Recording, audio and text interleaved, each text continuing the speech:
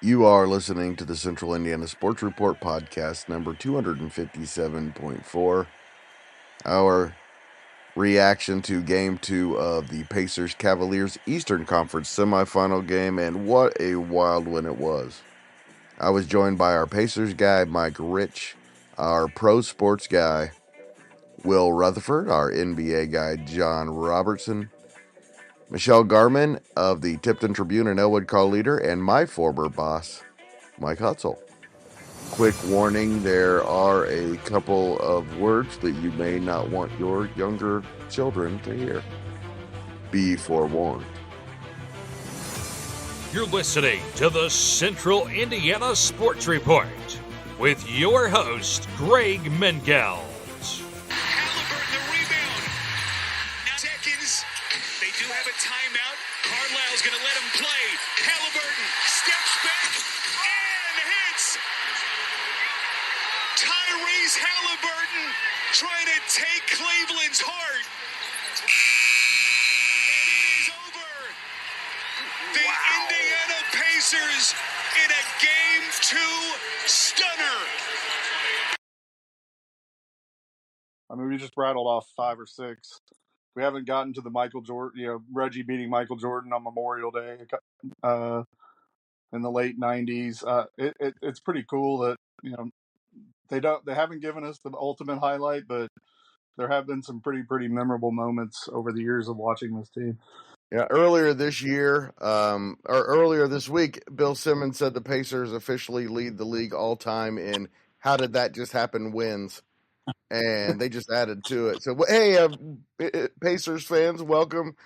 I had a whole bunch of notes. John had a whole bunch of notes. We just threw them all out because we're just going to stammer again, I guess, like we did against that Bucks game, because what the world just happened. That was just fantastic. I mean, gosh, Halliburton, first of all, to miss the free throw on purpose, and he did, but to be able to do it that well, he must spend some time practicing that. And I say it, and if I could see it was short leaving his hands, I'm just not sure how the Cavs didn't realize it was short, and then just to let him come flying in for the rebound. The small basketball background I know, where that free throw was missed, he's the only player getting to that. Nobody had enough time. He was the only one that saw that. I mean, you see that all the time. That short miss that the free throw shooter ends up getting the ball. That was just textbook. It sucks because we were going to have a lot of, bulletin board material here to probably sit and pick on the Pacers for an evening. And I don't even know how you can just say anything now. So the Nesmith rebound and dunk reminded me of one of my favorite Michael Jordan plays of all time, where I don't remember who was shooting the free throw, but Jordan just comes from behind and gets the slam. And I've shown that to I don't know how many students said this is my favorite Jordan play of all time. And like Nesmith comes in. 23. Yeah, Nesmith comes in, and it reminded me of Jordan because of the way he just got it. And when they had to review it for interference, I was like, oh no, please don't take that away, that's what really started the rally as far as I'm concerned. And then it was just unbelievable from that moment on. I mean, Halliburton's missed free throw rebound to 3 was insane. Just all of it. The steal on the other end, insane. Well, you'd say that Nesmith play, but I think you got to go back even a little further when I think Nesmith made a couple of nice defensive plays as the Pacers were starting that rally down the fourth before he had that putback, and then that big, Pacers had that big steal late. But he seemed to spark them at the defensive end, and even Halliburton.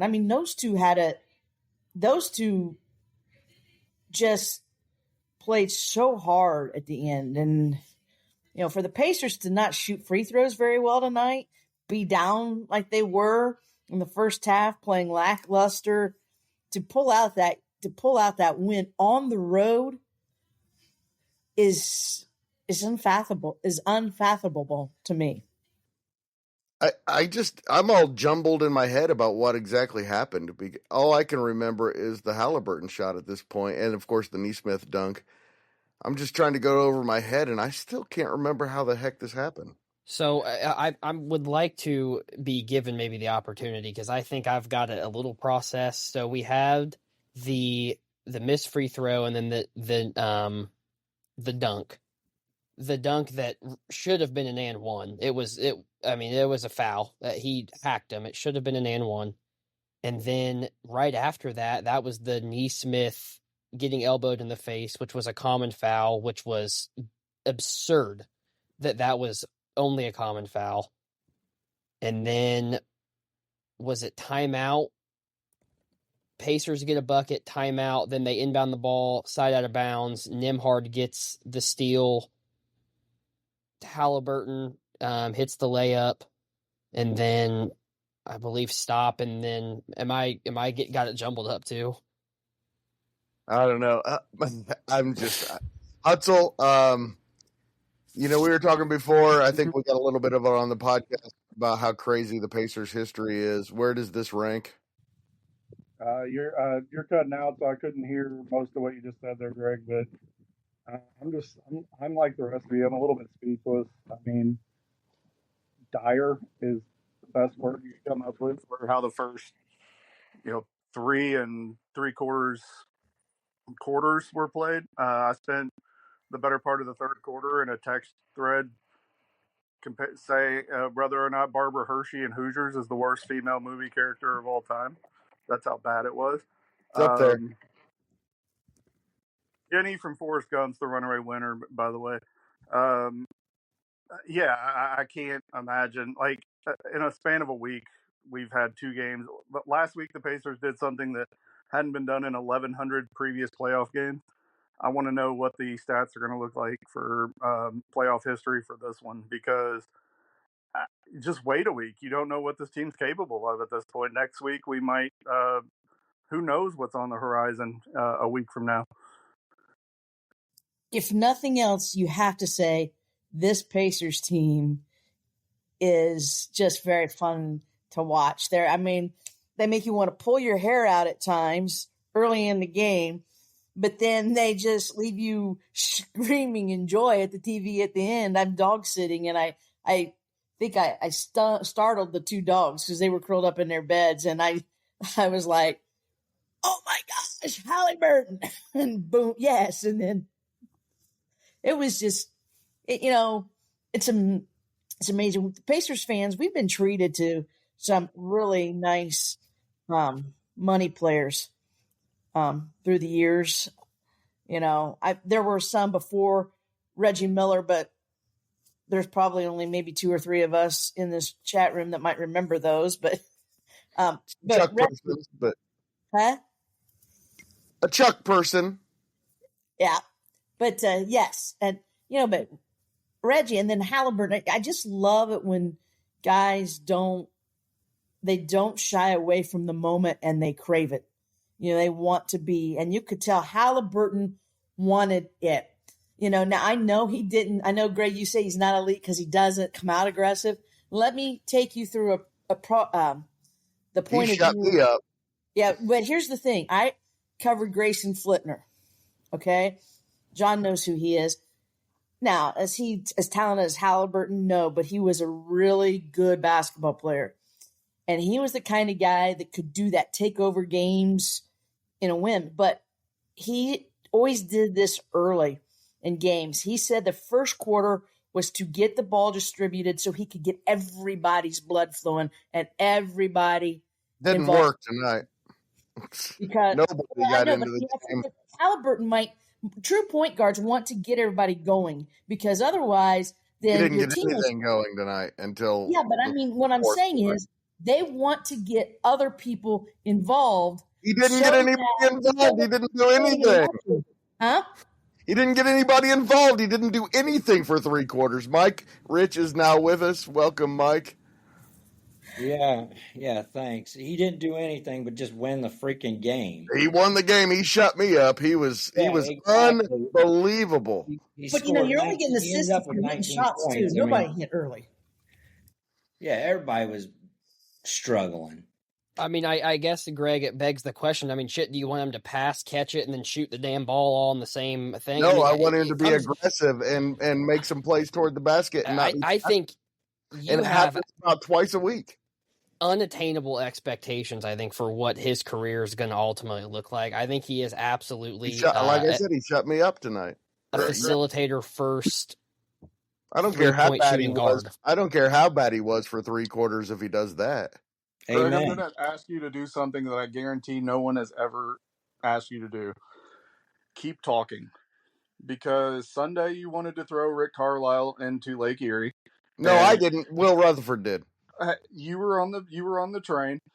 You were right there with them. You got the ball rolling, and now you think Tyrese Halliburton is just like, I don't know, mid.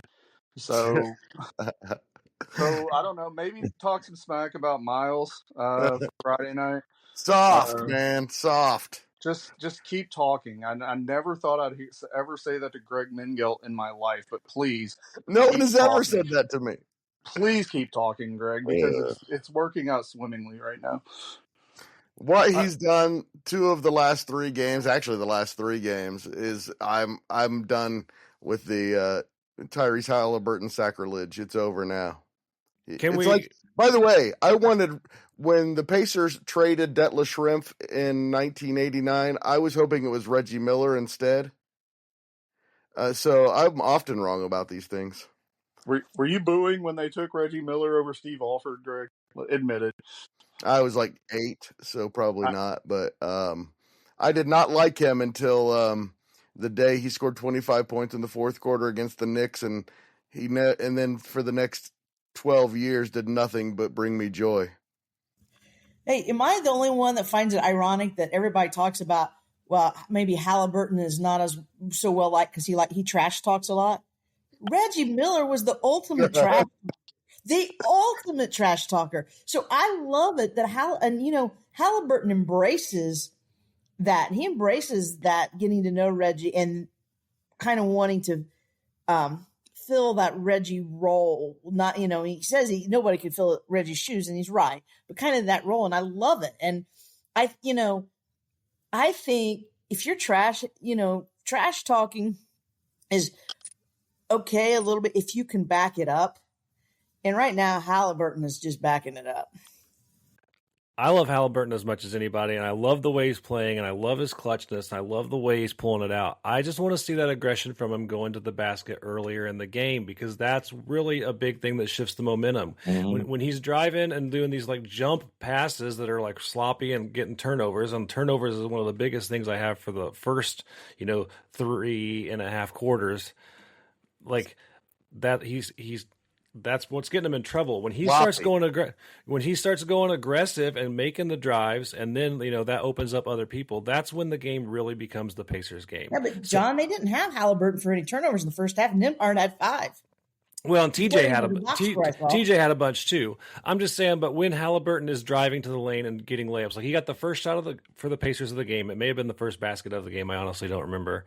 But then he stops driving and being aggressive for a while. But then in the 4th quarter, when he started being aggressive again, that's when the tide shifts. He's got to start going to it earlier. Yeah, but would you rather? I would like to see some of that. But if it means he's got better legs at the end of the game, I'm okay with that, because he is going to have to be a player you're going to rely on at the end of a game. I kind of look at it as he's got some teammates that it would help if they could also step it up and do some of that early on too. Well, it'd be great if they could step up and do it, but I'd rather not play from 20 behind every game. Like I'm not going to be that far behind the entire time. Sure, save your legs a little bit, but coming from behind from 20 is insane. We can't do this the entire playoffs. They haven't done it the entire playoffs though. They've done fairly well against Milwaukee. They did really well the last game against Cleveland. But the thing is they have experience being 20 points down and being able to come back and being able to win a close game. And I think the experience that they got throughout the season of winning those clutch games and hitting some really clutch shots really paid off tonight. And I lost my voice screaming so loud tonight. My wife's like, what the hell is going on downstairs? But, I don't want you guys to think I'm taking away from the excitement. I love the excitement. I love that we came back and win. It's beautiful. It's exciting. I just, coming from my gambling poker background, look, you can't be results oriented and be like, well, just because we won, it was great. I mean, I would have much rather seen clean up some of the stuff that was bad. Oh, that first quarter was awful. Oh, yeah, terrible. Turnovers were awful. Defensive rebounding was awful. Most of the first 3 quarters was awful. The first quarter was awful. The last 3 quarters weren't bad. They were coming back the entire game. I was going to say, they were playing a step behind early, though. And I even thought in the third quarter, I thought Matherin played really slow tonight. I have Matherin as my player that got us back into it in the fourth. Like, I did. Yeah. Matherin was huge. He was. In the fourth, but not in. Well, I missed part of the second because I had to go to the store and run. But, I mean, I thought there were a couple times in the third where he just was kind of jogging back in things. And I was and a little bit step behind on defense. Now, he did pick it up in the fourth quarter, but I was not impressed with him. Of course, I credit was really impressive for 3 quarters. So I credit Matherin for being the momentum shift in the fourth. They were down 14 or to 16 for a long time, and then Matherin really went on a good defensive and offensive run, which sparked the whole thing and got them within like 8. And then they slowly all started to pull together to get them back into like 6-4. So I had Matherin, like I really wrote it in my notes, as the fourth quarter difference maker. John, I do want to just rebuttal because we talked about results oriented, and I'd like to delve into some numbers myself too. So we talk about the bad start. The Pacers, following being down 17 in the first quarter, were obviously plus 18 for the rest of the game. They were plus 6 in the second quarter, and they were plus 15 in the fourth quarter. So I feel like, and I felt like listening to the game because I was actually working. I was listening to it intently. I felt like after that first quarter, it was just, I remember Mengelt sitting in that, I was sitting in B-dubs when he texted me about the Milwaukee game, and he said, the Bucks are tired, just keep your hopes up, that the Pacers are going to come back and do it. And when I was listening to that game, I just felt that the entire game. Like, they cut it to 9 at halftime. I never felt it tonight. Maybe it's blind faith. It might be. I see the results of, hey, they were down plus, they were minus 17 in the first quarter, and that's. But I feel like that's the anomaly. I don't think that them being the rest of the game wasn't the issue. Was I think the first quarter is the anomaly, not the standard. I agree. Well, they were only minus 3 in the third. I think it was 34-37 in the third. I mean, they played a good last 3 quarters, and I agree, John. I think that maybe the last 2.5. I think Matherin, he does what we want Halliburton to do. He is not afraid to take it to the basket, take it to the hole, get a foul. I mean, he's not afraid to get touched, and he creates his shot. And I thought that was huge because no one else was doing that in that game. He had a rebound put back also in, I can't remember if it was late third, early fourth, that kind of was important, I think, for momentum shift. You are right. I do remember that one, John. That was not, I mean, he kind of snuck in down there from the baseline, and that was a nice little put back. I agree, though, with you, Will, whoever just said it, I do think the Cavaliers got tired, and I thought you could see their fatigue in the fourth quarter. I mean, I think they were staying down on the ground a lot more after fouls, and and even Mitchell, you could just tell he's fatigued, and for the Cavaliers, they're going to have to regroup because doubtful that Garland and Mobley come back 100% in this series. A sprained ankle, and Mitchell looks hurt too, and a big toe is not going to you're not going to be 100%. Hey, Mike Hutsell, how's this for a bad game for Andrew Nembhard? He didn't have his best game. 13 points, 13 assists, 7 rebounds. He had 6 assists in the fourth quarter. Look, all I can say about Andrew Nembhard is in a league where Dame Lillard and Bradley Beal are going to be making $54 million next year. The Pacers have that guy for the next 3 seasons at $19 million a year. Well, we're stealing that guy, and we are so lucky to have that guy on our team.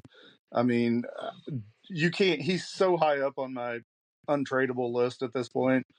Untradeable. He's completely untradeable at this point. He's 2. He's second on that list. Right. Yeah, he's number 2 on the team at this point. I met him in Memphis the first game back after his injury. With my daughter, we went to the Memphis game, and he was so nice too. Like, he was excited to be back in. He was happy to be back, ready to play. Like, his whole atmosphere that he brings around the team was awesome just to watch in person. So that was really cool. I like Nimhurt. I'm a huge fan. And I don't want to rain on the parade, but T.J. McConnell sucked tonight. Joe Flacco game. You're going to get that. I mean, he's a limited athlete, completely plays off emotion and grit, and you're going to get that game out of him. You're also going to get the game 5 from Milwaukee series, TJ McConnell. I mean, you can't rely on that guy for 15 to 20 points a night, but you know what you're going to get from him. He's going to bust as you know what every time he's on the court. Sometimes he's going to make plays, and sometimes he's just going to his limitations show. So you can't get upset, but you got to recognize early what version of McConnell you're getting that night, and maybe not ride him too much in the second half of a game. I don't know what your what is. What are you referring to? Greg, I'm trying to keep this PG, man. Okay. I see what you're saying. Yeah. Okay. He's going to bust it, Greg. I'm just, there's kids listening.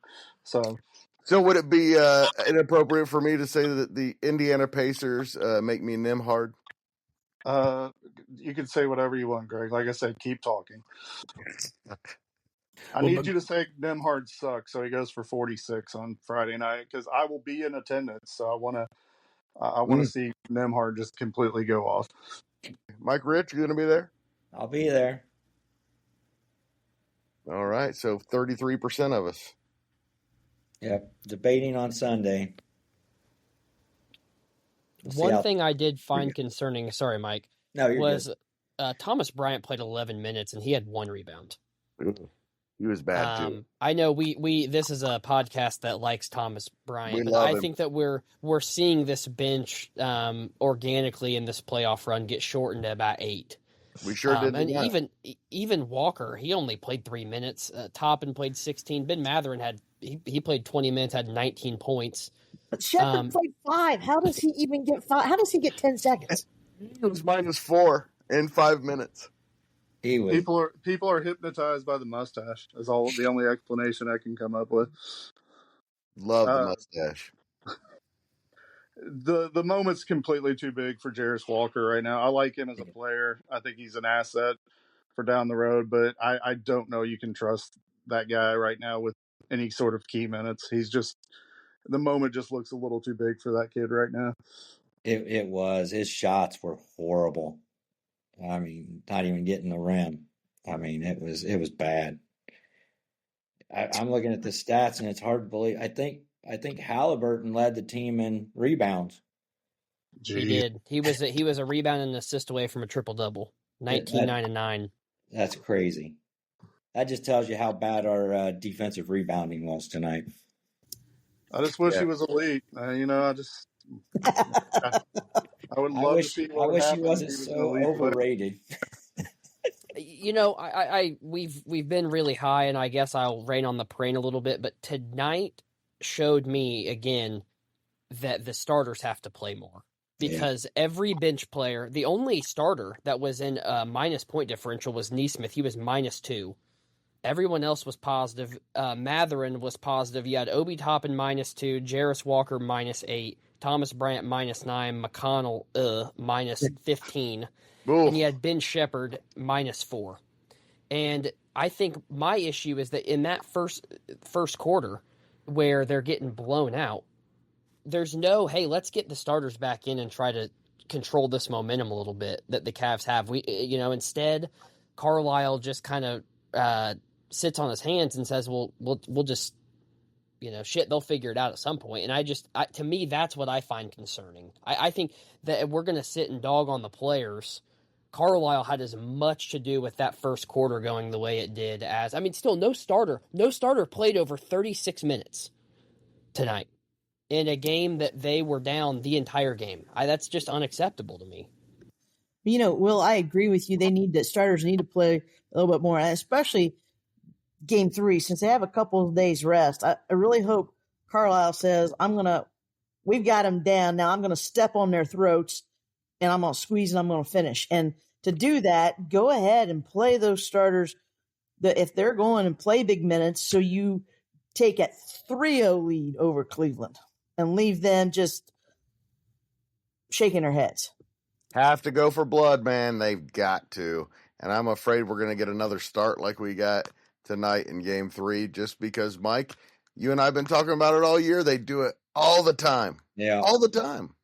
I mean, they play. I mean, they knew that 3 of Cleveland's key players were down. You're like, oh man, this should be a great opportunity for the Pacers, and to see them. I mean, that's the way they are. They can play down to their competition just as much as they can play up to it. I don't know if they were overconfident or what it was, but that first quarter, I mean, Cleveland came to play, and we knew they were. We knew Cleveland was going to come out, and they are all professional players, and any one of them can score, and have a good game. Through 2 games, who do we hate the most so far on the Cavaliers? Is it Strus, Wade, or Ty Jerome, or Sam Merrill? I hate Strus.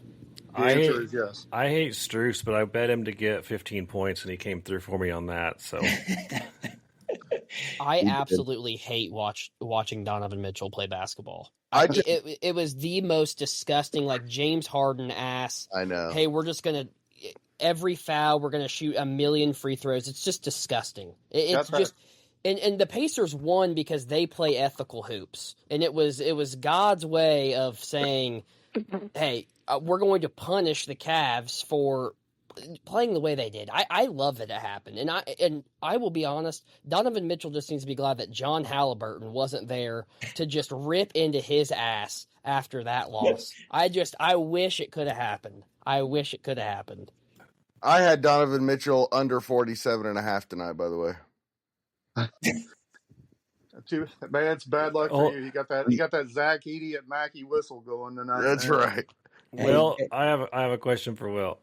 Who would you hate to see play more, Brunson or Mitchell?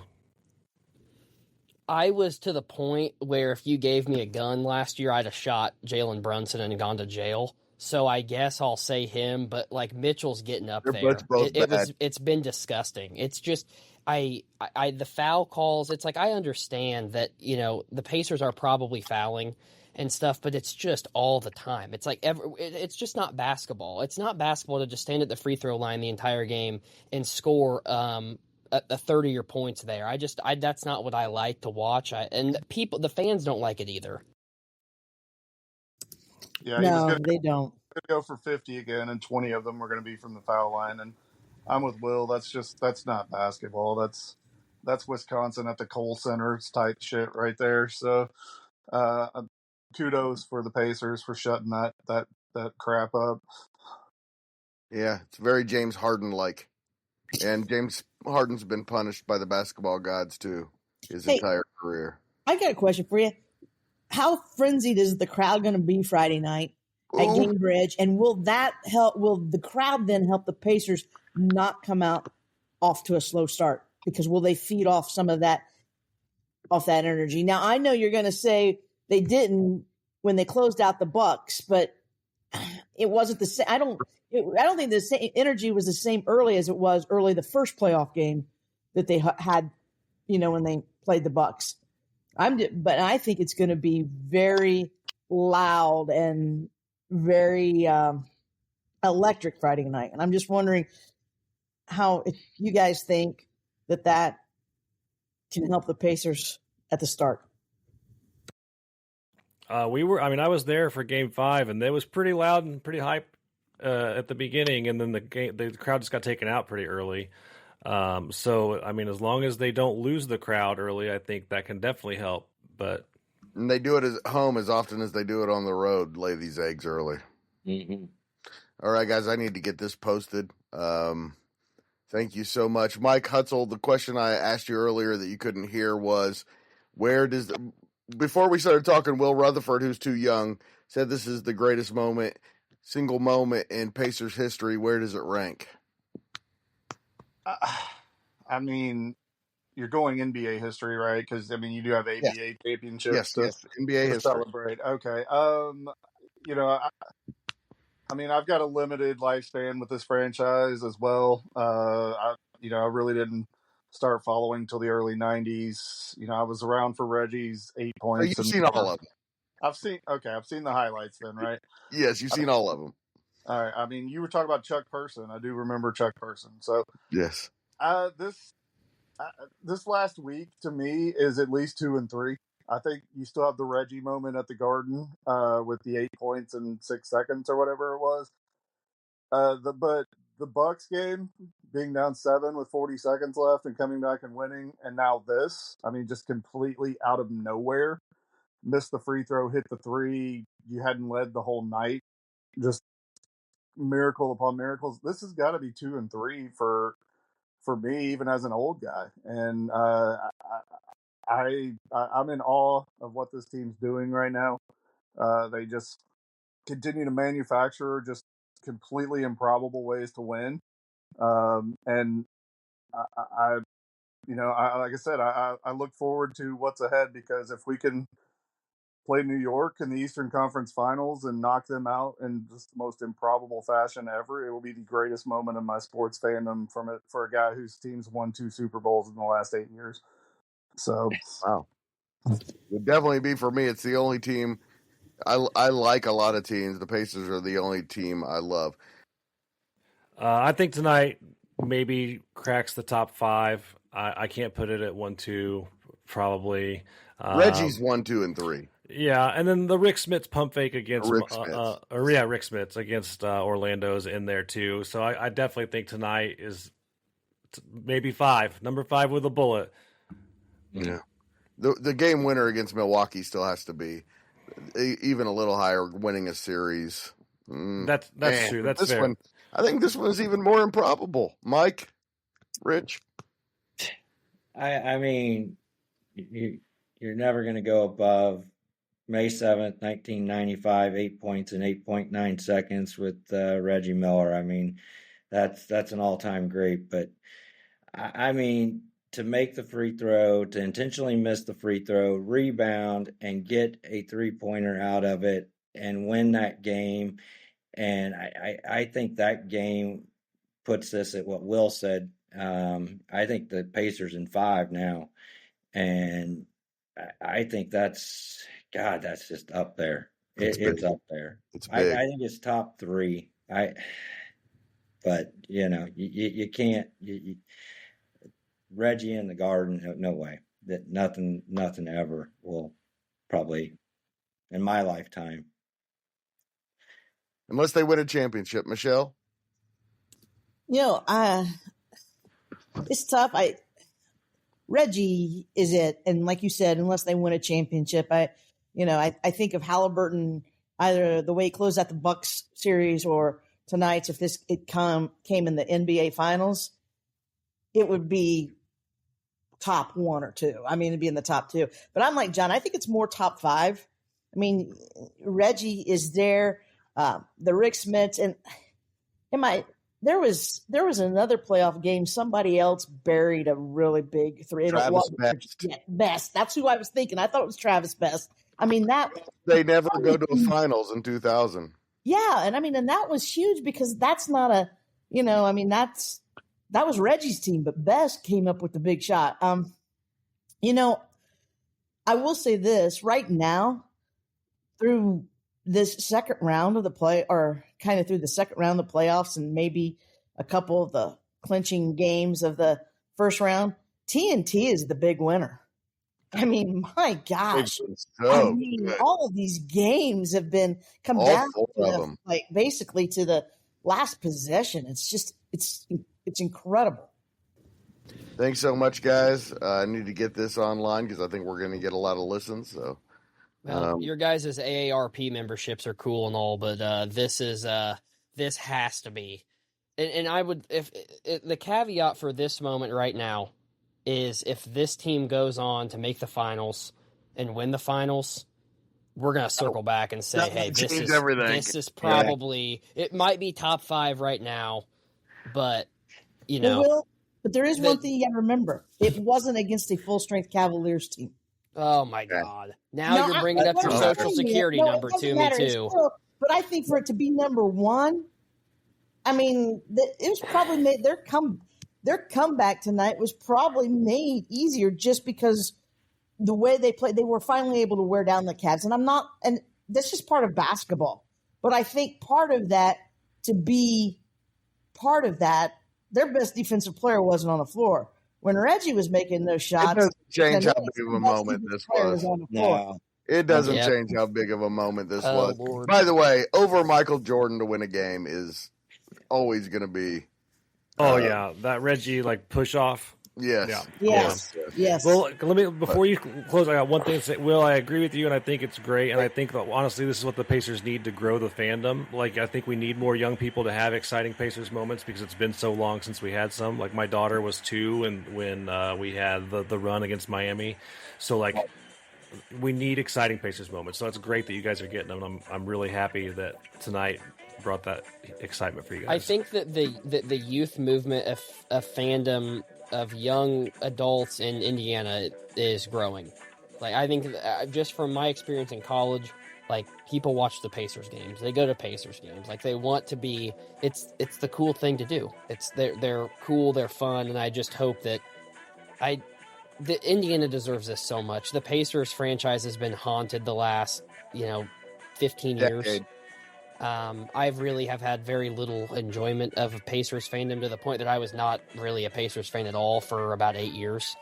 This team got me back into it. I mean, I'm just gonna get. I just fucking love Tyrese Halliburton. I do. I'm sorry, Greg. He's just the guy. He is the guy, and he has captivated an entire generation the way Reggie did for you guys. Ooh, so much fun. Man, that was so much fun. I am emotionally drained.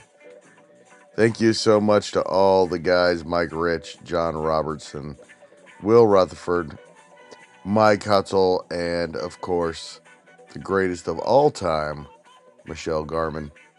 And thank you so much for listening.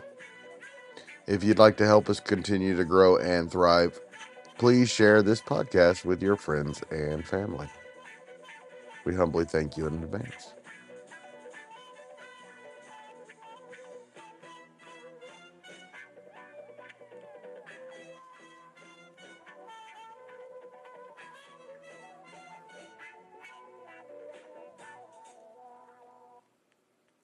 We humbly thank you in advance.